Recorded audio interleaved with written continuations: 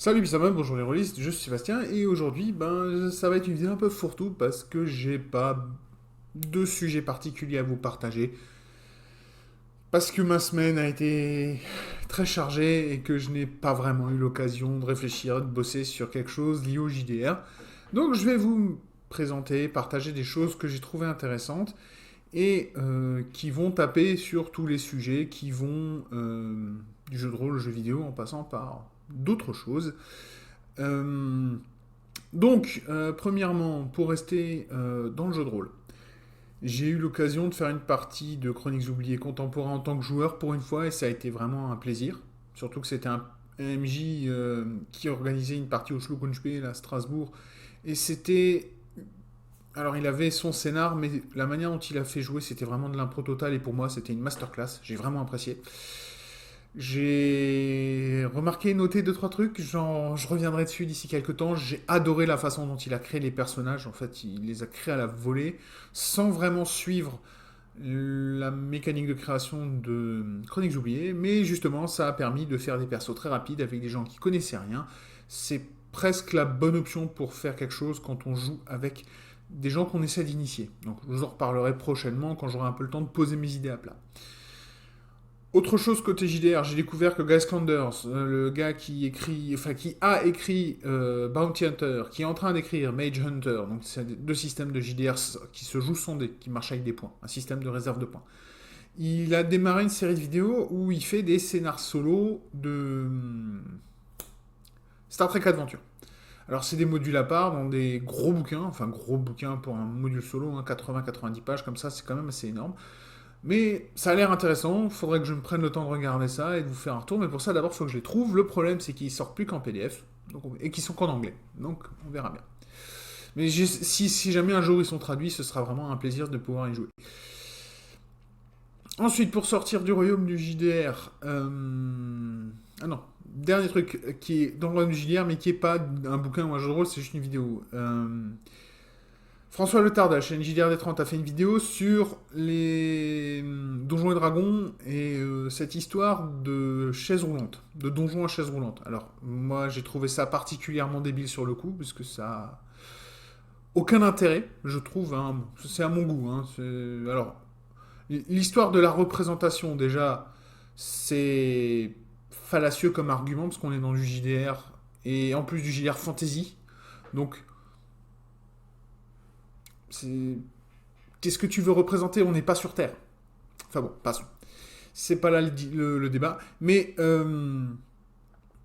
il a posé deux, trois bonnes questions et je vais vous mettre le lien de cette vidéo dans la description. Je vous invite à la regarder si vous ne l'avez pas encore vue. Elle est intéressante et elle pourrait déclencher une discussion ou un débat là-dessus. Donc en tout cas, voilà. Ceci clôt le JDR. Je vais vite faire une petite parenthèse. J'ai eu de nouveau l'occasion de jouer à Flesh and Blood. Et dans Flesh and Blood, de faire mon premier draft sur le set Bright Lights. Et ce set est fait pour être joué en draft. Si vous avez l'occasion de jouer à Bright Lights en draft, faites-le. Ça va vous coûter 12 euros, parce qu'il faut payer les boosters. Mais c'était vraiment très fun. Le jeu est fait pour être joué, ce set, pardon, est fait pour être joué comme ça. Et on a vraiment passé un super bon moment tous ensemble à 8 à jouer, à drafter et ensuite à se taper dessus pour jouer. J'ai réussi à faire ma première victoire dans Flesh and Blood grâce à ça aussi, donc c'est un petit plus, même si je m'attendais pas à gagner parce que j'ai fait quasiment 2 ans de draft Magic et la plupart du temps je faisais du 0-3, donc j'étais habitué à perdre tous mes drafts. Mais c'est fun, c'est intéressant et je peux que vous y inviter à jouer. Faudra vraiment que je trouve le temps de faire cette vidéo qui explique un peu, qui présente un peu plus le jeu parce qu'il est vraiment sympa.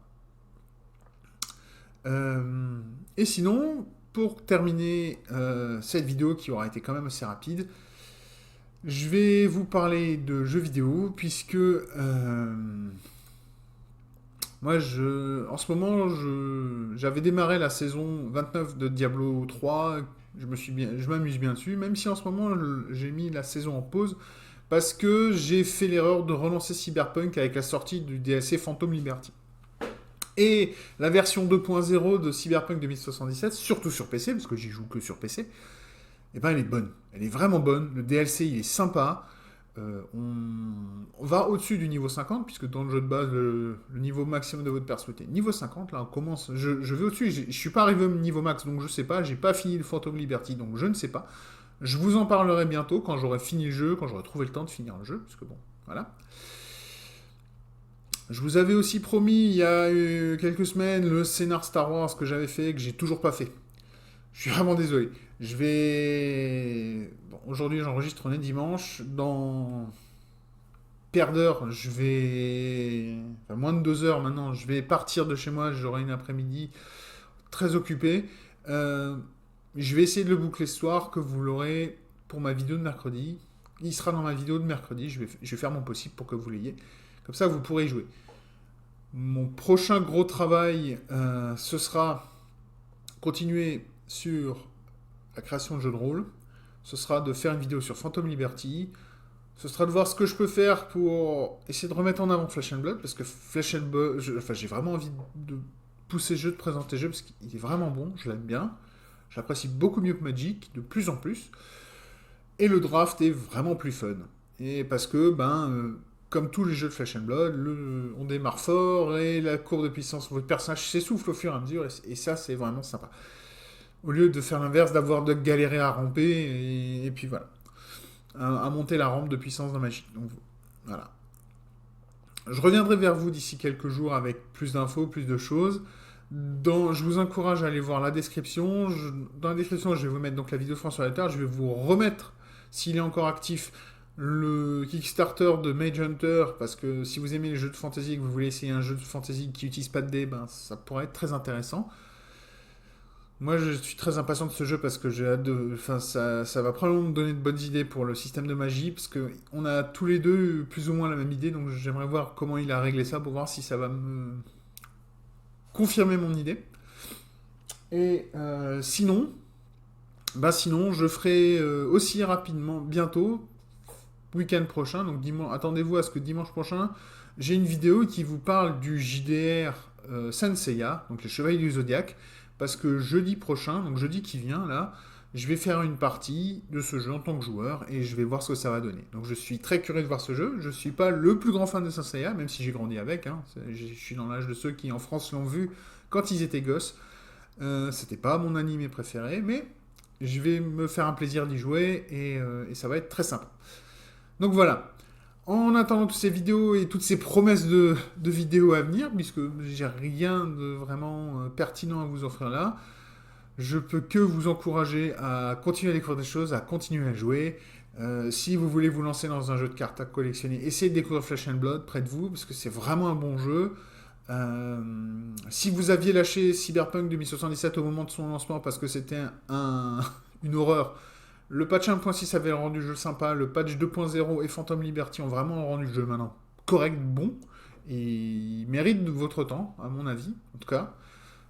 Et puis voilà, et bientôt, d'ici un mois ou deux, je crois, il y a la saison 2 de Diablo 4 qui va démarrer, et même si le jeu ne sera pas encore là où il doit être, je pense qu'il sera un peu mieux. Même si la vidéo de promo qu'ils ont faite pour vendre cette saison était complètement débile, mal écrite, et ils se sont gourés d'un bout à l'autre. Je mettrai d'ailleurs en description, une vidéo de Raxanterax qui explique toutes les erreurs qui ont été faites dans ce petit trailer de 2 minutes. C'est juste une comédie d'erreurs magnifique. Bravo Blizzard, pour vous prouver de nouveau votre incapacité à faire quoi que ce soit de correct. Continuez comme ça, tout va bien se passer. Enfin bon, voilà. Et en attendant la prochaine vidéo qui vous parlera de JDR ou de jeux vidéo, en attendant, je vous dis à tous, bis next mal.